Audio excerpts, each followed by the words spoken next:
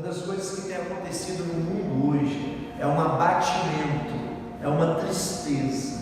A tristeza, ela se instala em nós por uma falta de esperança. Porque quando nós não temos a esperança, quando nós não temos o que pensar no futuro, ou seja, quando nós nos sentimos inseguros, a tristeza, ela abate o nosso coração. Por isso que quando Jesus estava ali em João 14, ele estava conversando com os seus discípulos, e ali era uma despedida, e eles estavam todos tristes.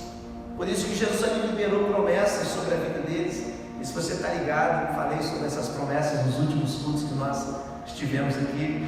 E a primeira promessa que Jesus disse para aqueles discípulos é: eu vou, mas vou voltar. É quando um pai sai de casa e o pai vai deixar os filhos, né? E aí as crianças estão em casa e às vezes está faltando alguma coisa, né? Não está tudo completo. E às vezes você está com vontade de comer alguma coisa diferente. Eu me lembro que quando eu era criança, eu pedi ao meu pai para trazer para mim um danoninho. Eu sempre gostei de danoninho. E aqueles que têm lactobacilos vivos, não sei se você teve a oportunidade de tomar aquele danoninho. Aquilo é uma coisa de Deus. Deus fez aquele danoninho pensando em mim. E aí eu, com aquela expectativa, meu pai dizia para mim: eu vou e vou trazer o seu danoninho. O dia todo, quando eu pensava no danoninho, eu ficava feliz. Quando eu pensava que estava chegando a hora do meu pai chegar, até guarda a hora que ele sempre chegava, ele chegava por volta de 17h30, eu pensava: meu danoninho está chegando. Eu poderia ter apanhado meu irmão naquele momento, apanhado, minha mãe poderia ter me colocado de castigo. Eu pensava: meu danoninho está chegando. E eu falava: vou sentar na frente da televisão, vou assistir um desenho, vou tomar aquele danoninho. Vai ser uma experiência incrível. E aquilo me dava uma esperança. E é a mesma coisa, não a mesma coisa no sentido de danoninho, viu? Mas é a mesma esperança que nós temos que ter em Cristo. Ele foi, mas Ele não nos deixou só. Ele deixou o Consolador, o Espírito Santo que está em nós. Ele disse: eu vou, mas vou voltar. Por isso que a igreja tem uma esperança, que Ele é a volta de Cristo. Pastor, o que nós temos que fazer para a volta de Cristo? Querido, nada, só estar preparado. Só se preparar, porque vai acontecer. Você querendo ou não, mais cedo ou mais tarde vai acontecer. Daqui a pouco nós iremos ouvir o som de uma trombeta, é diferente. É como uma convocação de um exército, querido. A hora chegou. E todo joelho, todo joelho se dobrará. Toda língua confessará que só Ele, querido. Hoje nós vemos reuniões entre os políticos, né? Reuniões para tentar conter o vírus, né? Nós vemos tantas coisas, mas se eu pudesse dar um conselho para todos os políticos, convide os pastores para que possa levantar um clamor pela igreja. Se eu pudesse dar um conselho hoje para o nosso prefeito, convoque a igreja para orar. Às vezes, querido, nos momentos mais difíceis, naquilo que é impossível, a gente abre mão da única porta que faz o impossível, que é Jesus. Ele é a única porta que pode gerar o impossível. E essas portas, Satanás quer fechar, porque Satanás não quer o impossível. Nós precisamos orar, querido. Independente do local, independente do lugar, mas nós temos que demonstrar fé. Nós temos que demonstrar a nossa crença em Deus, a nossa fé em Deus, apesar de qualquer tipo de circunstância. Nós temos que continuar orando e buscando, amém? Então todo joelho se dobrará, toda língua confessará. Realmente, quando as pessoas que não acreditavam, eu tive conversando com um homem um tempo atrás, e ele não acreditava em Jesus, não acreditava, querido. Ele tinha uma certa raiva de Jesus, né? E aí eu falei que ele ia para o inferno, né? Ele ficou chateado comigo, ele queria até me bater, só que ele não tinha condições, e eu também corria mais se ele quisesse, né? Mas ele falou: como que você tem a cara de pau de falar que eu vou para o inferno? Eu falei assim: gente, a eternidade você vai passar com Cristo. Se você não quer passar um tempo com Cristo na terra, o que você quer caçar? Passar com Ele a eternidade com Ele? Quem não quer passar um breve tempo com Cristo, por que você quer passar uma eternidade com Ele? Não faz sentido. Não faz sentido. Se você despreza Ele um pouquinho de tempo que você tem na terra, porque Tiago fala que a nossa vida é como uma fumaça, é como um sopro de uma fumaça, um nevoeiro que aparece pela manhã e quando a tarde já se dissipou e você não quer eternidade. Para quem não quer passar um tempo com Cristo na terra, uma eternidade com Cristo deve ser muito chato. Por isso que não é a perspectiva do mundo. Por isso que o Evangelho está sendo pregado, para que as pessoas comecem a entender que existe uma porta, um caminho de prazer no relacionamento com Deus, um Deus todo-poderoso. Por isso que Jesus veio, porque o inferno não é para mim, não é para você, não é para a humanidade, não é. Ele veio colocar um caminho para nós, uma porta para nós, e essa porta é Jesus. Então nós devemos de fato sim continuar pregando o Evangelho, tempo e fora do tempo, usando sim as redes sociais, usando sim o megafone, falando só Jesus Cristo é o Senhor, só Ele é o Senhor, querido, porque o mundo todo dia vai entender, e quando você prega, quando chegar o momento eles vão falar, realmente aquele povo estava certo, realmente tinha sentido isso. Porque que bom que está fazendo sentido para você agora. Que bom que está fazendo sentido para nós agora. Mas a estratégia de Satanás é essa: fazer com que as coisas percam um sentido. Então observa bem como que ele trabalha na nossa mente para que não haja mais sentido. Ou seja, sentido é o que te dá firmeza em alguma coisa. Um relacionamento, por exemplo, ele vai se desgastando, ele vai acabando, vai perdendo sentido. A amizade que vai perdendo sentido vai se desconectando. O que é o sentido? Ou seja, por que eu estou com essa pessoa? Por que eu me relaciono com essa pessoa? E a estratégia de Satanás é fazer com que a busca por Jesus perca o sentido para você. Então nós não podemos nunca, porque Ele é o sentido da nossa vida e Ele é o sentido da nossa existência. Amém? Amém? Então coloca a sua mão assim, abre a sua mão, fala assim: obrigado, Jesus. O Senhor é o sentido da minha vida, o Senhor é o sentido da minha existência. Obrigado pela tua presença, obrigado pelo teu amor. Aleluia, glória a Deus, querido. Que bom que nós estamos aqui, que bom que você está em casa. Nós estamos aí crendo no milagre de Deus sobre nós, sobre a nossa casa, sobre a nossa cidade, e cremos nesse milagre. Estamos às portas aí de um final de semana, viu? Um final de semana abençoado. Teremos que montar muitas estratégias nesse final de semana, porque foi acordado entre uma reunião que teve a respeito dos cultos, né? Até agora não saiu nenhum diário oficial, mas pode sair daqui a pouco um diário oficial, dentro de um decreto da prefeitura, um novo decreto, porque o antigo ainda não foi mudado. Então, em não ter mais os cultos presenciais, por isso nós estamos nas lives aqui pregando a palavra, mas temos ceia.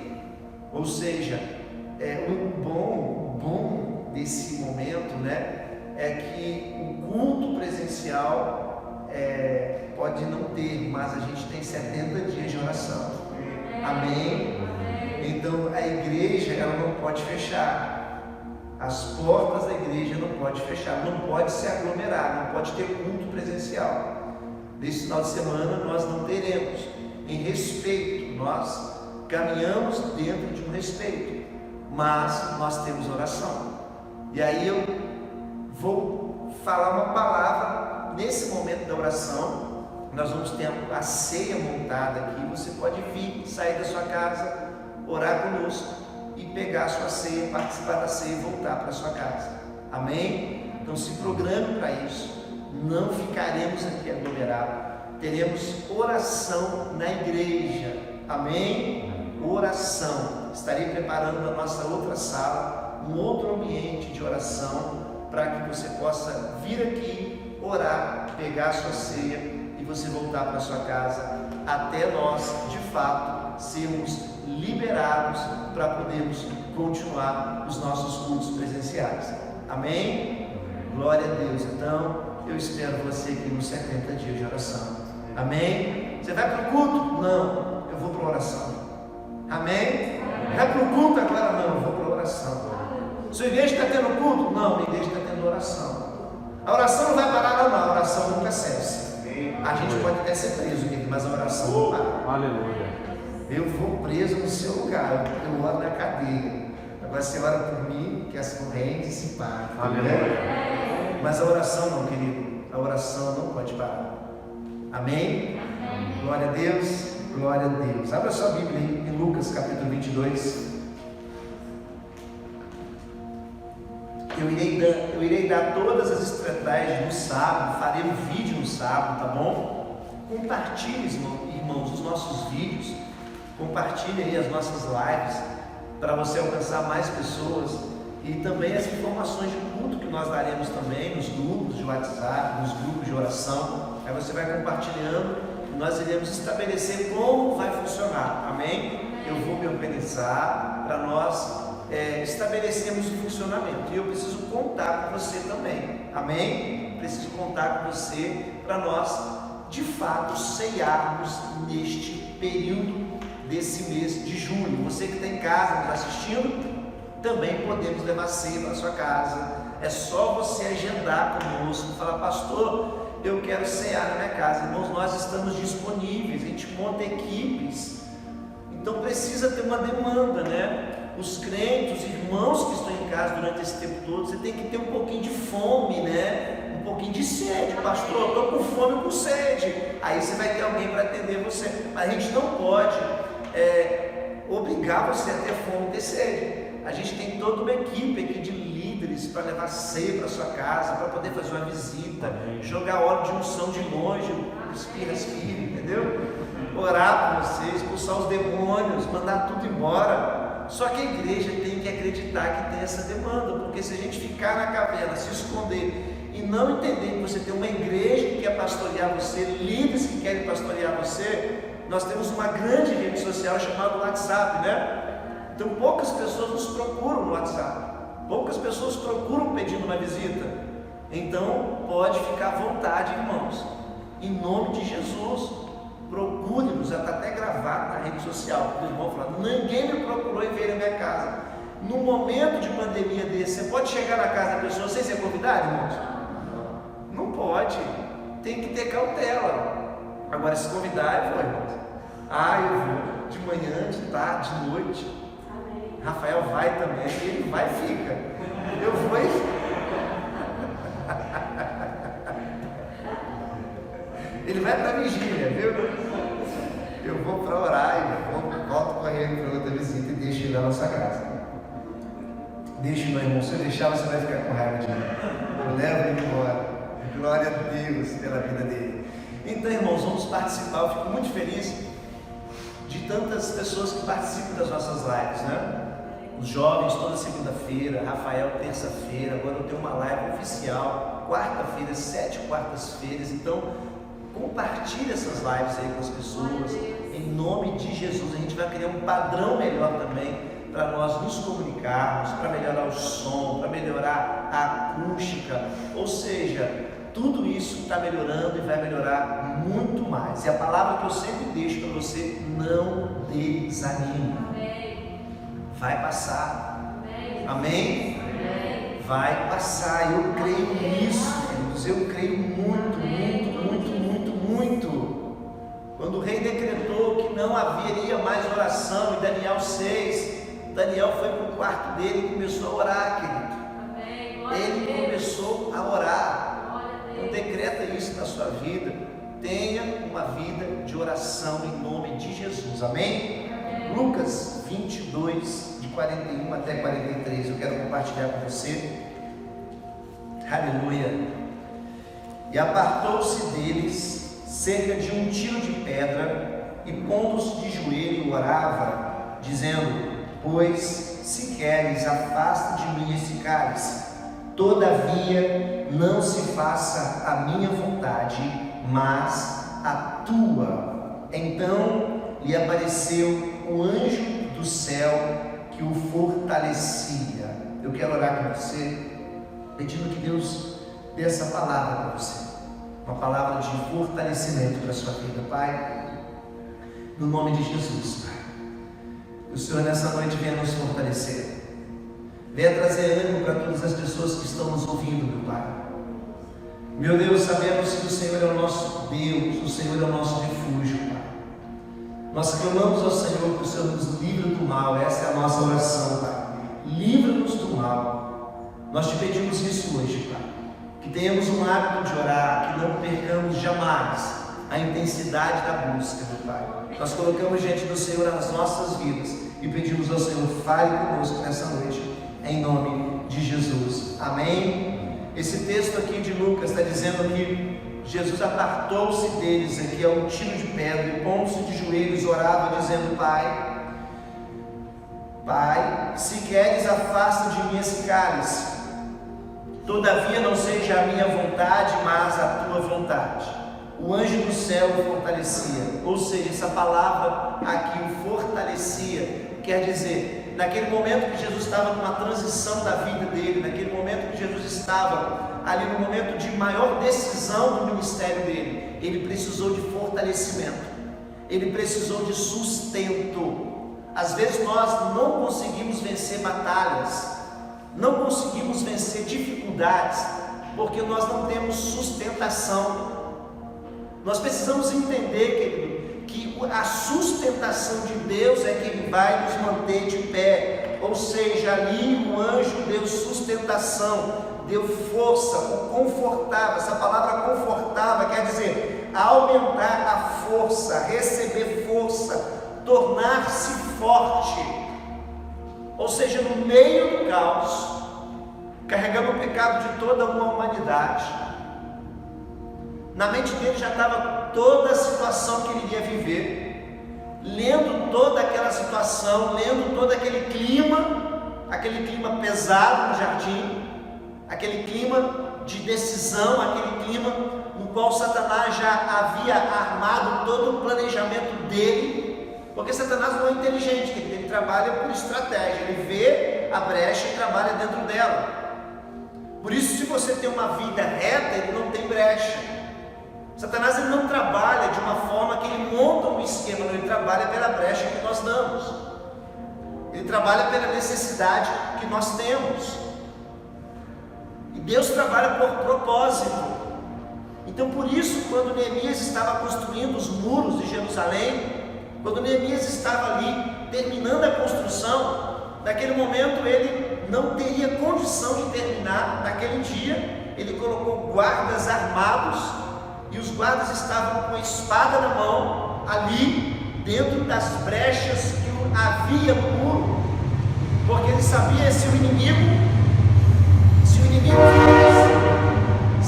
viesse, o inimigo não entraria de frente, ou seja, ele não bateria de frente, ele buscaria uma brecha. Por isso que Satanás ele anda ao nosso derredor, ou seja, ele anda nos avaliando, como avaliou a vida de Jó, para ver se encontra em nós alguma brecha. Ou seja, é nesse momento que ele joga um dardo inflamado, ou seja, ele joga uma flecha no seu pensamento, ou no seu casamento, ou na sua saúde, ou na sua vida. E quando nós aceitamos aquilo, porque nós temos ali o discernimento de aceitar ou não aceitar, é quando você tem um pensamento que vem na sua mente, você decide não aceitar, você decide rejeitar, você decide não querer isso na sua vida, e aí você rejeita aquilo, e ele vai ter que arrumar um outro tempo, uma outra estratégia para poder novamente atacar você. E ali Jesus estava naquele momento, ele recebeu força, ele se fortaleceu. Deus enviou um anjo para fortalecê-lo, amém? A fim de fazer com que ele cumprisse o propósito de Deus. Então nós temos que entender que tudo tem uma base, tudo tem uma conexão. Deus fortaleceu Jesus para um propósito. Deus fortaleceu Jesus para quê? Para um propósito, querido. Nós precisamos estar dentro de um propósito de Deus, porque dentro de um propósito de Deus não vai te faltar recursos. Dentro de um propósito de Deus não vai te faltar forças. Dentro de um propósito de Deus não vai te faltar nada.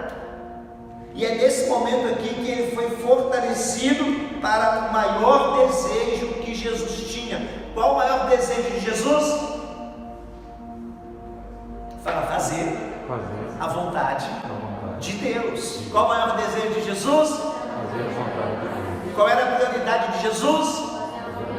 fazer a vontade de Deus. Romanos 12:2 diz: não vos conformeis com este mundo, mas transformai-vos pela renovação da vossa mente, para que podeis experimentar, ou seja, experimentar qual? A boa, agradável e perfeita vontade de Deus. Se o nosso maior desejo, querido, é fazer a vontade de Deus, Deus vai nos fortalecer para isso. Ele vai te dar para você estratégia, sabedoria, discernimento. Ele vai dar para você oportunidades para você cumprir com o propósito dele. Então é isso que nós temos que estabelecer na nossa vida, fazer a vontade de Deus, amém? João no capítulo 18, no versículo 3 até 11, diz assim: então Judas, tendo recebido um destacamento de homens e oficiais dos principais sacerdotes e fariseus, chegou ali com lanternas, tochas e armas.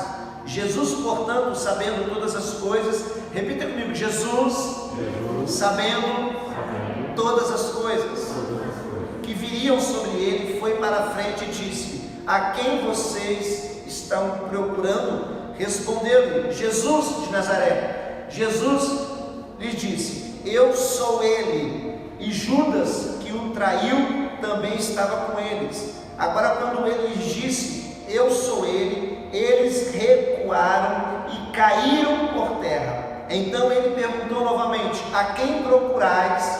E eles disseram: Jesus de Nazaré. Jesus respondeu: eu vos disse que sou eu. Portanto, se vós me buscais, permiti que os discípulos, sigam o seu caminho, a fim de que se cumprisse a palavra. Ele falou: eu não perdi a nenhum daqueles que me destes. Então Simão Pedro, que tinha uma espada, a puxou dela e feriu o servo do sumo sacerdote e cortou-lhe a orelha direita. O nome do servo era Malco. Então Jesus disse: Pedro, guarda a tua espada na bainha. Olha o interessante dessa história, que nós começamos ela no jardim do Getsemane. Em Lucas, no capítulo 22, Jesus aqui estava orando para que se cumprisse na vida dele o propósito de Deus, amém? A oração de Jesus era para que se cumprisse na vida dele o propósito de Deus. Era essa a oração de Jesus? Fala assim, amém, glória a Deus. Era a vontade de Deus se cumprindo na vida dele. Após sair desse ambiente, após sair desse momento, ele se levantou disposto a cumprir a vontade de Deus. Agora, ou seja, querido, olha o poder da oração na vida de Jesus. Após ele ter orado, após ele ter se colocado nas mãos do Pai, após ele ter dito: Pai, se queres, se possível, afasta de mim esse cálice. Ou seja, eu não quero passar por isso. Eu não quero passar por essa fase da minha vida. Eu não quero passar por esse momento na minha vida. Eu não quero passar por essa crise. Eu não quero passar por essa pandemia. Eu não quero passar por esse desemprego. Eu não quero passar por nada disso. Ninguém quer, querido. Ninguém quer passar por dificuldades. Ninguém quer passar por desertos. Ninguém quer passar por nada disso. Ninguém quer enfrentar uma crise. Se nós pudéssemos escolher, ou seja, Jesus pudesse também, como ele deixou bem claro: Pai, se possível afasta. Ou seja, porque o que ele estava enfrentando, ninguém conseguiria enfrentar. O que ele estava carregando sobre ele, ninguém conseguiria carregar. Então ele disse: está pesado, está difícil, porque ele sabia de tudo e ele já via tudo, ou seja, ele já via o futuro, e sabendo de todas as coisas, ele já sabia o que estava esperando por ele. E ele falou: Pai, se possível afasta, mas todavia seja feita a tua vontade. O grande fenômeno que aconteceu aqui, a grande situação, o que rompeu aqui foi essa palavra de Jesus dizendo: todavia seja feita a tua vontade. Só após Jesus ter dito essa palavra é que o anjo veio confortar e fortalecê-lo. Ou seja, querido, em qualquer ambiente você só vai ter fortalecimento de Deus, você só vai ter direcionamento de Deus, você só vai ter recurso de Deus para a sua vida dentro da vontade dele. Pastor, e fora? E fora é com você.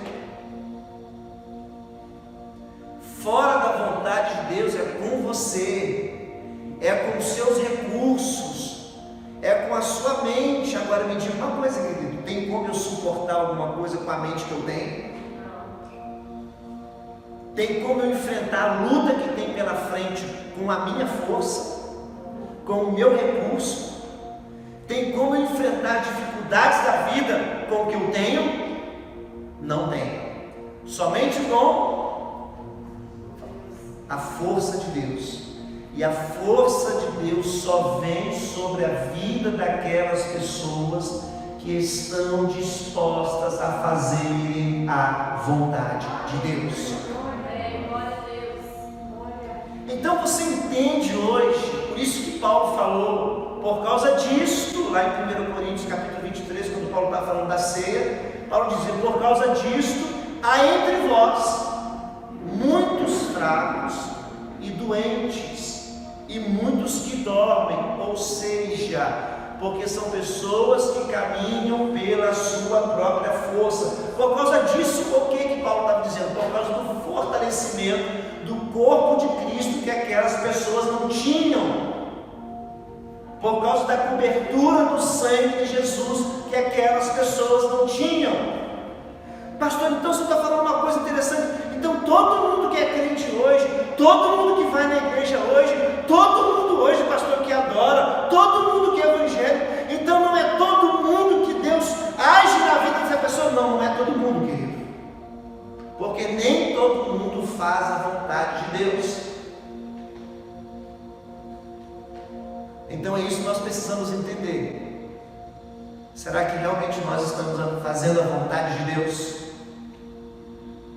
Quando você entende que você está fazendo a vontade de Deus, é quando você tem a sua carne sob o controle do Espírito Santo. É quando você não dá mais vazão àqueles sentimentos e pensamentos e aquelas setas que são jogadas na sua vida.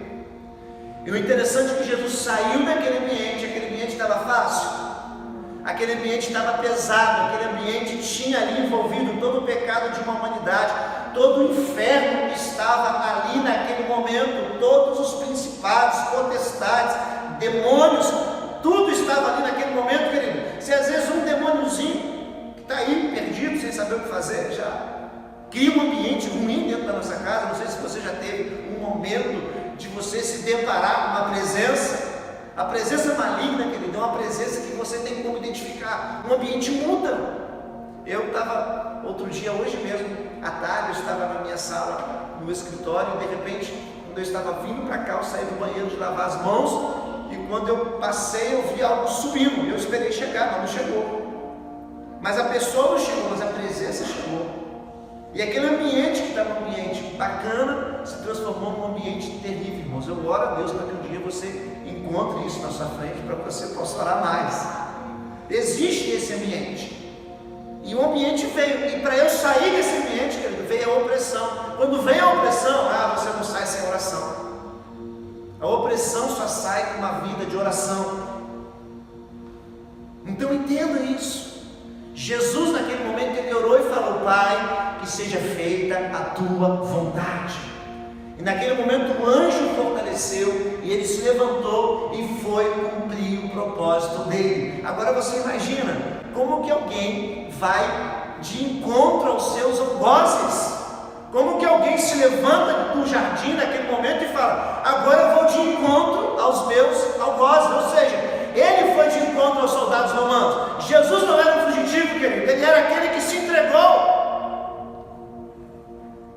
Porque no ambiente, às vezes, de medo, a gente quer se tornar fugitivo.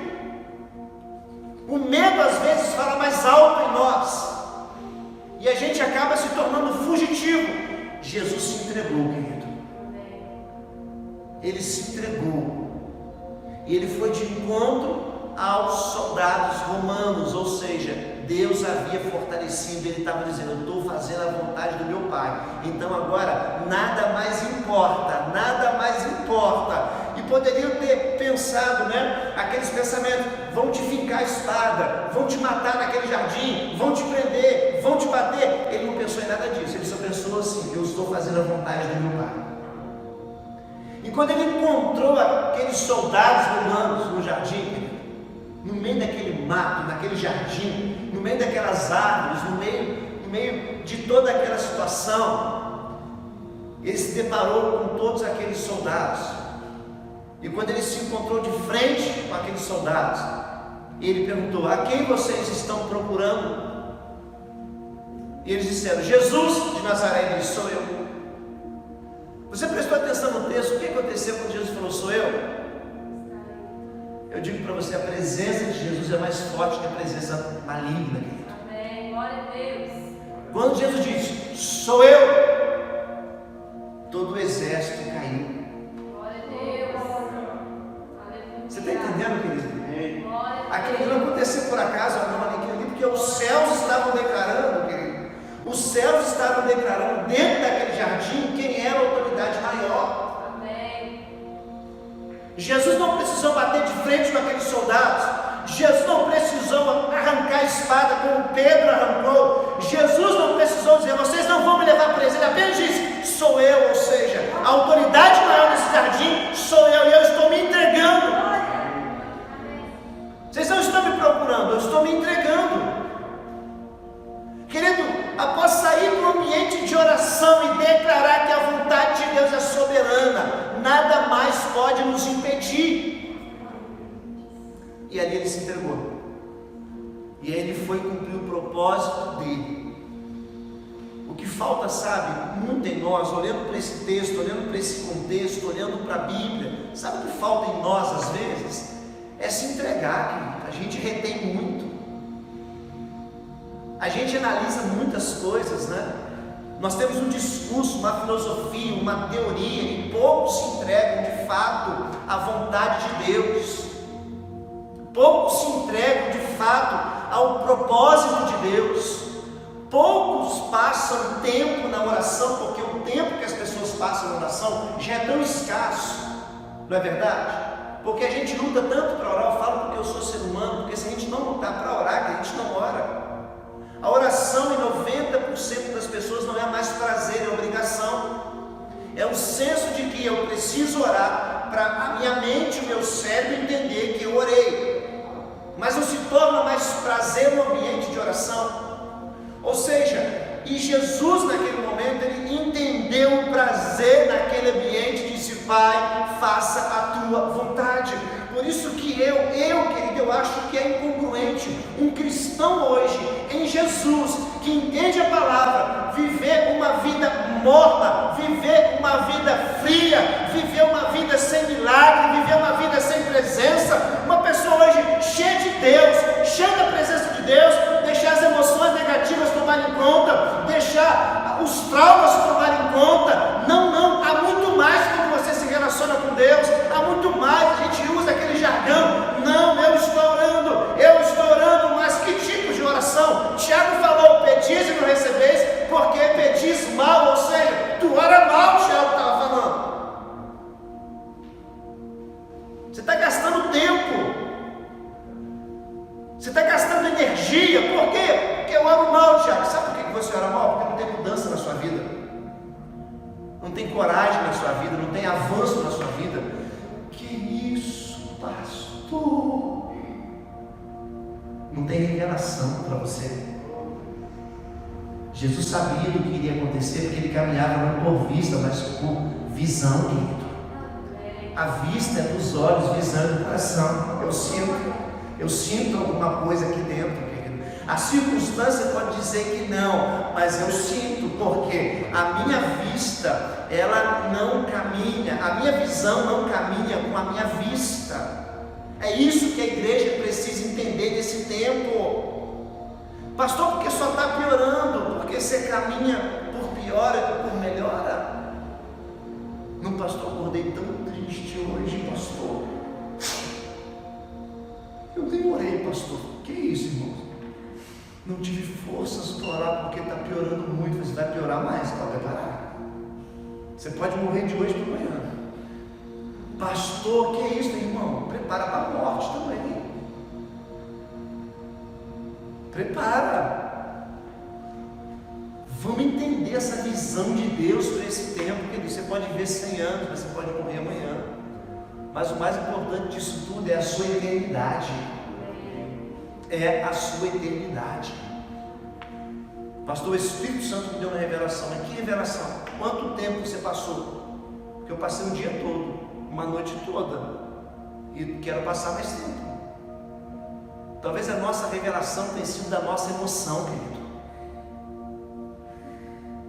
Deus não quer que a sua emoção te impulsione. Você é um ser emocional, mas Ele quer transformar suas emoções para te impulsionar. A mudança de mente é um filtro que Deus coloca em nós, que é o Espírito Santo. O que é esse filtro, querido? Vem as informações, vem tudo aquilo que tem que vir sobre você, mas passa por um filtro da sua mente e aquilo sai diferente de você. Então nós precisamos entender que nós precisamos de fato nos posicionar em oração.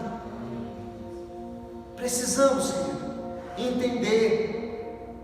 Precisamos buscar de fato essa presença de Deus nas nossas vidas, para a nossa família. Segundo Crônicas 7,14, não está na Bíblia à toa, está dizendo: se o meu povo, ou seja, nós somos o povo de Deus. Se o meu povo, que se chama pelo meu nome, clamar, se humilhar e se arrepender dos teus maus caminhos, então eu ouvirei dos céus, perdoarei os seus pecados. A pior doença que o mundo tem que entender, querido, o pior vírus que o mundo tem que entender é o vírus do pecado. Essa é a pior doença. Só um pode. Só um pode. Eu estava pensando, que as guerras dos Cs, porque agora a letra C ficou muito em evidência, a letra C, porque com C se escreve Covid, ou seja, e é muito interessante que com C também se escreve Cristo, com C também se escreve cura. Então nós precisamos entender que não está perdido, querido. Precisamos de fato acreditar. Tem pessoas que eu conversei essa semana e eu sou muito claro, irmãos. Eu conversei com um homem, eu chamo de sacerdote, pastor, eu estou cuidando da minha família. Eu falei: o que você está fazendo para cuidar da minha família? Pastor, eu prendi todo mundo em casa. Eu falei assim: você nunca cuidou da sua família como um homem, agora quer cuidar como algoz? E eu estou falando mesmas coisas, irmãos. Eu estou sendo muito claro, viu? Quando você vier, você prepara, porque a verdade você vai ouvir. Doa quem doer. Jesus nos chamou para libertar. E eu falei: você viu? E Deus me deu uma revelação, irmão. Eu estava no WhatsApp e veio fresquinho. Você olhou o celular da sua filha, está cheio de pornografia. Como assim? Pode olhar. É assim que você cuida da sua família? É desse jeito? Você olhou o seu celular? Você já largou aquela amante?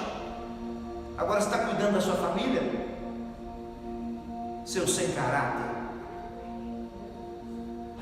E faremos algumas coisinhas mais. Não vale a pena a gente compartilhar porque está ao vivo. Mas, irmãos, ele entendeu. Ele entendeu a palavra. Cuida da sua casa, sim, querido, mas cuida como sacerdote. Sacerdote do lar. Reúna a sua família, tranque em casa assim, mas faz um culto em adoração a Deus. Leia a Bíblia. Leia a Bíblia para a sua família. Não venha com hipocrisia, não, querido. Não venha com essa história hipócrita, não, que não dá, não cola. Pelo menos comigo não dá. Pode ser que com outras pessoas você consegue até ter um diálogo no qual você vai ser feliz, mas comigo você vai sair com um ombro quente. Não dá, querido. É tempo de um posicionamento em nós. É tempo de nós nos posicionarmos. Eu não estou dizendo posicionarmos contra o sistema, contra o governo. É nos posicionar em Cristo. Não, pastor, a gente tem que ir contra o governo. Não, querido, Deus não chamou você ir contra ninguém, a não ser Satanás. Nossa luta é contra principados e potestades que habitam nas regiões celestiais. Pastor, mas tem que ter culto. O que adianta culto cheio de gente vazia? Tem que ter gente cheia do Espírito Santo. E gente cheia do Espírito Santo pode estar na sua casa, pode estar no trabalho, pode estar na rua, pode estar em qualquer outro lugar. Tem gente que é viciada em culto, mas não viciou ainda em Deus. Não viciou na Bíblia, não viciou no Espírito Santo, não viciou na presença. É esse vício que a gente tem que sustentar. É a presença de Deus nas nossas vidas. É a presença de Deus nas nossas vidas. Pode ficar tranquilo. Pode colocar sua cabeça no travesseiro tranquilo, porque Deus cuida de você. Deus cuida de você. O 7º mês do ano ainda vai acontecer coisas que vão surpreender você. Ainda vai acontecer coisas que vão surpreender você. Se prepara, querido. Se prepara. Se prepara. Eu creio na volta de Jesus. Se prepara. Se prepare em nome de Jesus. Eu quero orar por você, você que tem casa. Eu quero orar pela sua família, pela sua casa, que tenhamos princípios. Jesus disse: eu devo beber um cálice que o Pai me deu. Ele sabia do propósito dele, então que você possa encontrar o seu propósito. O maior desejo de Jesus era fazer a vontade de Deus. Então ele se submeteu à sua vontade, à vontade de Deus, assim como eu e você também devemos nos submeter à vontade de Deus. Pega a sua família e vai orar com ela. Pega o celular do seu filho e fala: dá aqui esse celular, querido, vamos sentar para a gente conversar aqui. Vasculhos históricos. Estabeleça uma ordem sacerdotal na sua casa. Filho não faz o que quer, aqui tem uma autoridade. Estabeleça o seu papel de esposa na sua casa, seu papel de marido, de homem. Estabeleça prioridade na sua vida. Esse é o momento de ler a Bíblia. Pronto, esse é o momento de orar. Estabeleça isso na sua vida, querido. Cria padrões para você. Creia, Deus está cuidando de você. Fala para Deus: Deus, eu quero viver por uma visão. Qual visão você está tendo? Sua família salva, restaurada, curada. Caminhe por essa visão. Eu tenho uma visão de um avivamento, querido. Eu tenho essa visão.